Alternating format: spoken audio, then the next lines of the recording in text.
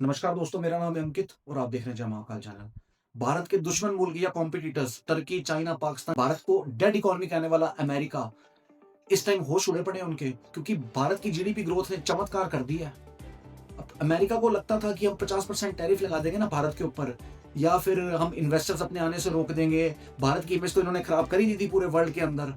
और इन्होंने भारत के ऊपर प्रेशर डाला था कि रशिया से कच्चा तेल ना खरीदे, क्योंकि जब भारत रशिया से कच्चा तेल खरीदता है तो उसको रिफाइन करके पेट्रोलियम प्रोडक्ट्स एक्सपोर्ट करता है, तो इससे हमारा एक्सपोर्ट भी इफेक्ट हुआ था। ये सब करने के बावजूद भी भारत की जीडीपी की ग्रोथ को अमेरिका नहीं रोक पाया। आरबीआई को भी लगता था कि भारत की जो जीडीपी है ना, वो इस साल 5 से 5.5% रहेगी सेकेंड क्वार्टर 2025-26 फाइनेंशियल ईयर में, जो कि होता है जुलाई से सितंबर तक। और last year 2024-25 financial year second quarter में यही जुलाई से सितंबर तक 5 से 5.5 की जीडीपी ग्रोथ थी हमारी, जो कि बड़ी कम थी। लेकिन जो रिपोर्ट सामने आई है ना, उसने सबको हिला के रख दिया।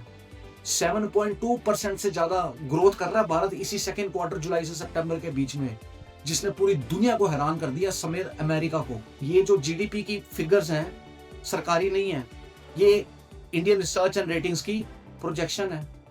7.2% जो ग्रोथ है वो दिवाली से एक महीने पहले की है।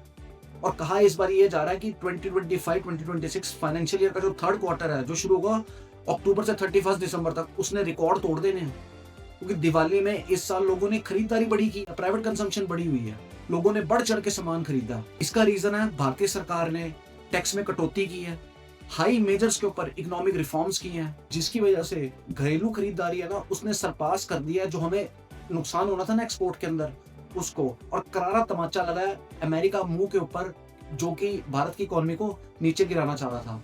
अभी इनको ये पता नहीं है ना शायद कि जो हमारी ये जीडीपी ग्रोथ है डबल फिगर्स में भी आ सकती है। शायद ये इस चीज से अनजान है कि भारत वर्ल्ड की थर्ड जीडीपी है परचेजिंग पावर के मामले में। यदि भारत हर मामले के अंदर आत्मनिर्भर हो जाता ना, और भारतीय पब्लिक सिर्फ मेक इन इंडिया प्रोडक्ट्स खरीदने को ही प्रेफर करे, तो हमारी जीडीपी ग्रोथ के अंदर बहुत पोटेंशियल है।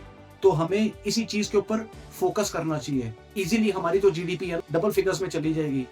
सरकार यदि बायर्स को और ज्यादा छूट देती है और हाई लेवल पे इकोनॉमिक रिफॉर्म्स करती है ना, तो लोग भी बढ़ चढ़ के मेक इन इंडिया प्रोडक्ट्स खरीदेंगे।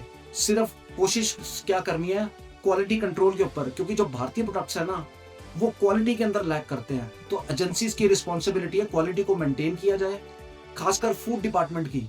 और यदि क्वालिटी मेंटेन हो जाती है ना, तो जीडीपी के अंदर आप ये देख लो, फूड का पैसा भी जुड़ेगा तो हमारी इकोनॉमी कहां पहुंच जाएगी। चाइना ने भी अमेरिका को ऐसे टक्कर दी होगी जैसे भारत चाइना को और अमेरिका को टक्कर देगा और पीछे छोड़ देगा जीडीपी ग्रोथ में। बाकी दोस्तों, आपका क्या कहना है इस वीडियो के बारे में, मुझे कमेंट सेक्शन में लिख के बताइए। और यदि आपको भारतीयों ने भी अगर हो तो कमेंट सेक्शन में जय हिंद भी लिखिए। जय हिंद, वंदे मातरम, भारत माता की जय।